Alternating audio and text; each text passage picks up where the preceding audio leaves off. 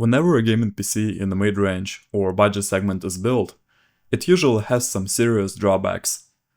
Either it is built with a sacrifice to performance, while having nice aesthetics and some bells and whistles, or it is built with price to performance, not just taken in mind, but rather as the only thing that matters, so that the final computer has some seriously cut corners. While price to performance is indeed a good way to build a computer, I decided to manually check where the reasonable limit for this paradigm lies, by building two computers, both of which have the same performance, yet lie in two opposite extremes.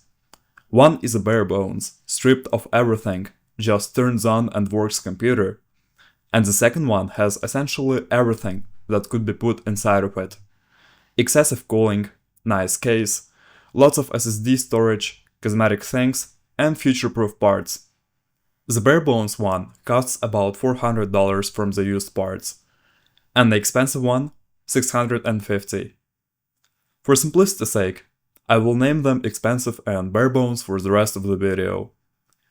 Bare bones one has a Ryzen 5 3600 on a basic M4 logic board, GB A320M, with 16GB of 2600MHz DDR4 RAM, and I've also paired it with an RTX 2080.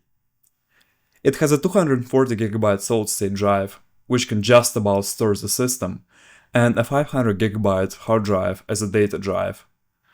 Power supply used is a questionable air-cooled Cylon, a 700-watt unit, and I have used an old, yet massive Shift-Tech case. It is simple, well-built, and, most importantly, cheap. Expensive computer has a Core i5-10600KF, with a solid Z490M GB logic board, paired with 32GB of DDR4 RAM, so that surely will not be a limit. This processor works with a large MSI cooler, capable of cooling a Core i9. Same RTX 2080, though, this time around, it has nice looking adapters to plug the power in. Power is provided through an almost new Shift-Tech 600-watt power supply, and computer, as a whole, has Bluetooth, Wi-Fi, 1.5TB of solid-state storage in total, GPU holder so that the card won't sag over time, and everything is put together in a pretty strong mini ATX case, which also looks good. Benchmarks. In Cyberpunk 2077, on ultra settings, with medium-ish ray tracing, DLSS set to quality and in 1080p, the barebones system has gotten anywhere from 45 to about 50 frames per second.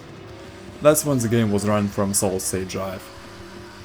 Whenever the game is run from hard drive, textures start to pop and disappear though. And the game ran practically identically on an expensive system. Stalker 2, on high settings, with DLSS set to quality, has gotten anywhere from about 50 to 60 frames per second on the barebones system.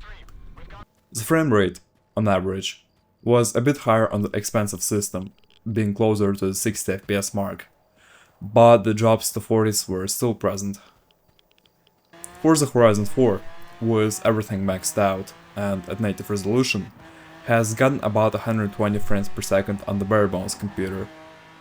Expensive system has offered a very similar experience, which actually might have been slightly worse than on the barebones one. GTA 5, with everything maxed out and at native 1080p, has gotten about 100 frames per second on the barebones system, with drops to 70s in demanding cases. Expensive system was almost identical to those figures.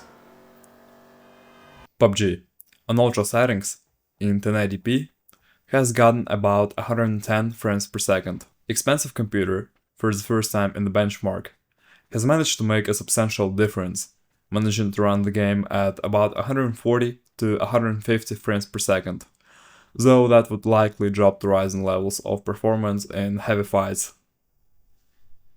While the performance difference has, expectedly, ended up being negligible, with the slower RAM and overclock on the i5 being the reasons why these systems were not exactly performing neck to neck, problems start arising when you actually want to use the system.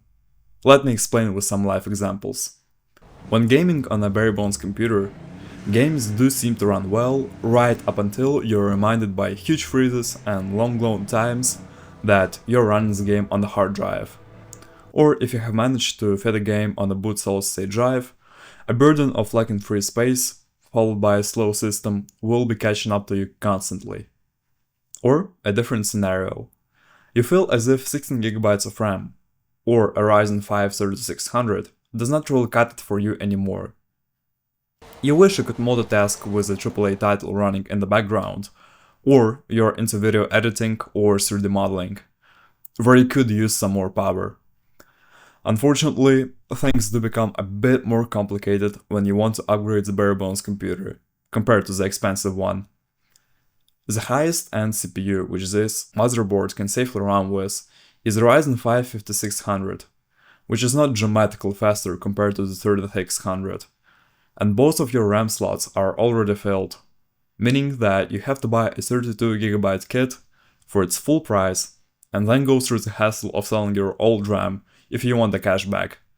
And you would have to replace the entire logic board if you want to use a Ryzen 7 or a Ryzen 9.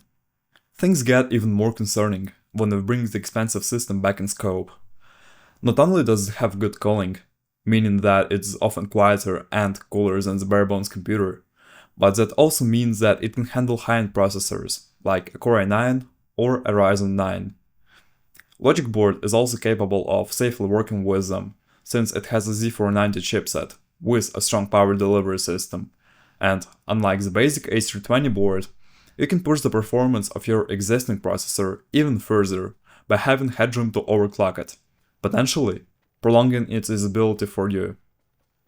Final nail in the coffin is being put by a 600-watt shift-tech power supply, which still is covered under warranty. It can handle some high-end parts and has lots of resource left in it since it is still practically new, which cannot be said about the Oracle unit, which has a much higher risk of failure at this point. At some point in life, you may also want to use the earbuds you typically use with your phone with your PC. And that idea will quickly vanish with the bare bones system, since it does not have Bluetooth. Or you would want to use your phone hotspot, since the internet at home is down, but you end up not being able to without plugging your phone directly in. No Wi-Fi privileges are given with it. Sometimes, computers are also used as part of interior. While even the most basic new cases do tend to look minimalistic, this old metal behemoth, which looks as gigantic and old as it is, likely won't complement many homes. Though I am being very nitpicky with this computer here. Yet, the expensive system also has a questionable choice, with LGA 1200 being used instead of AM4.